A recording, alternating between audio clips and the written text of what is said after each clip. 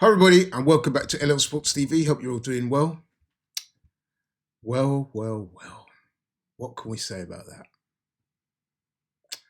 Ryan Garcia gets beaten by Rolando Romero in a massive upset. It's got to be one of the biggest upsets so far in 2025. I personally did not see that coming. I'm sure many of you didn't either. Beaten comprehensively on points over 12 rounds. Dropped heavily in the second round. Loses widely on points. I think the scorecards were 115, 112 twice, and a scorecard of 118, 109. I think the 115, 112 is too close. I'm more aligned with the 118, 109. I watched the fight live and I could scarcely believe what I was seeing. Or maybe I should have, because I think the story of this fight is obvious. No PEDs, no power, no performance. Yes, I'm going there. I've called out Ryan Garcia before about his cheating antics when he beat Devin Haney. I thought Devin Haney was unfairly criticised. People really tore into him for going on about the PEDs and for suing Ryan Garcia. I was probably one of the few that welcomed it. Listen, man, I think karma has happened. I think Devin Haney has been vindicated. We'll talk about Devin Haney later as well, by the way. But yeah, that was a poor performance from Ryan Garcia. He showed nothing, absolutely nothing. And when you compare this performance to the one he had last time out against Devin Haney, you're forced to come to one conclusion: that PEDs matter in boxing, which is something that I've been banging on about for so long. I've boxed myself. I know what PEDs do in boxing. I've seen it up close and personal. I've spoken to boxers, both amateur and pro. I've spoken to coaches. A lot of people will tell you things behind the scenes that they wouldn't tell you in front of a camera. And for legal issues, I can understand why that might be the case. But seriously, PEDs in boxing is a serious issue. And I think tonight we saw that. I mean, okay, Ryan Garcia will probably give excuses about not being out the ring for so long. But he looked terrible tonight. And you know what's interesting about this as well is that before they even got in the ring, Ryan Garcia, Rolly Romero, a lot of people had noticed the physical change in Ryan Garcia in comparison to this fight and the one he had with Devin Haney. And if you think about it, the Devin Haney one, he was doing a lot of other stuff, drinking, taking drugs by his own admission, said he wasn't focused. Yeah, if you go look at Ryan Garcia's physique for the fight against Devin Haney and look at his physique for the fight against Rolly Romero. A fact that Devin Haney and his dad had been, calling out at press conferences and stuff like that. So I have no doubt that the Ryan Garcia that took the ring against Rolly Romero was a completely different animal to the one that took the ring against Devin Haney. And so it showed tonight. He showed nothing. Absolutely nothing. Yes, he had, I say nothing, but he had a decent jab. But even that wasn't really overly effective. I mean, he was being out jabbed for vast spells of this fight. I mean, I've got to say up front as well, the fight was not a good fight. It was not a good fight at all. It was pretty mediocre watch. In fact, mediocre is probably giving it too much justice. It was a battle of the jabs for the most part. But significantly, Rolly Romero landed a double left hook in the second round that dropped Ryan Garcia heavily. And after that, the fight was pretty much in the bag for Rolly Romero, who even he, I mean, to give credit to Rolly, he got his tactics right. He had his right hand right up by his chin. He kept it there for a lot of the night, obviously to guard against the left hook.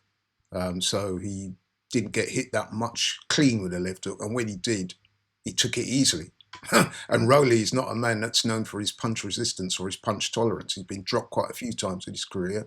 And a lot of people said that this fight would be over the first time Ryan Garcia connects. Well, he did connect, and it had no impact whatsoever. And this is not to say that Ryan Garcia can't punch. Of course he can punch. We've seen it before with some of his earlier fights. But I'm saying that the difference watching him in the ring with Rolly Romero to Devin Haney was stark. And you can only draw one conclusion from that, is that he got considerable help from the PEDs, for which he was busted, by the way. So this is not me alleging, this is something that actually happened. But yeah, big upset. I mean, you got, like I said, you got to give credit to Rolly Romero. Had a good game plan organised by, devised by Ismail Salas, who's his coach. Like I said, he had his right hand up by his side of his chin for most of the night. The tactics were to work behind the jab. A lot of the times he went to the body. And basically he outworked Ryan Garcia in a low output fight. I mean, there wasn't much punches being thrown per round, especially for welterweights. And it wasn't a good watch, I've got to say. And yeah, he exposed Ryan Garcia. Ryan Garcia didn't have anything. And what was also quite alarming is that he didn't seem to have the desire in this fight either. Maybe that was to do with the stuff in his system. Maybe he couldn't get it going, couldn't get the energy going because he lacked that zip of what he had in his system when he fought Devin Haney. So yeah, this was a chastening experience for Ryan Garcia. Afterwards, to be fair, he made no excuses, said he lost to the better man. But we've heard this story before. I fully expect that in the weeks, months to follow, Ryan Garcia is going to give all kind of excuses as to why he lost the fight that many expected him to win and win comfortably. He was very disappointing. Like I said, he showed little to no skill, zero power. And what was as equally alarming, as I said, is that he didn't really have a desire. I mean, his coach, Derek James, was imploring him in the corner to up his work rate, show some desire.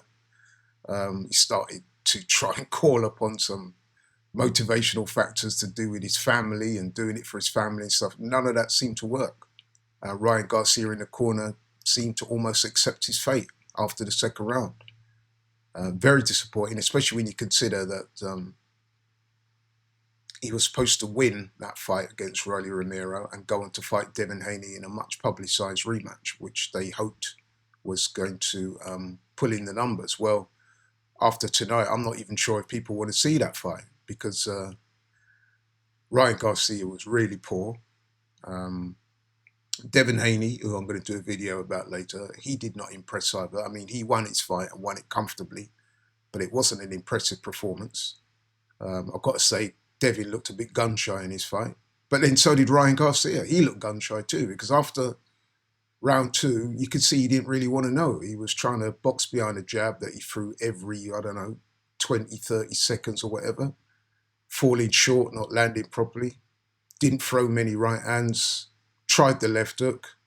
Didn't have much success with it. And even when it did land, like I said, it landed without any impact at all. So yeah, really poor performance from Ryan Garcia. But I don't want to take too much away from Rolly Romero. I thought he got his tactics spot on. Even though it wasn't an exciting watch, he got his tactics spot on.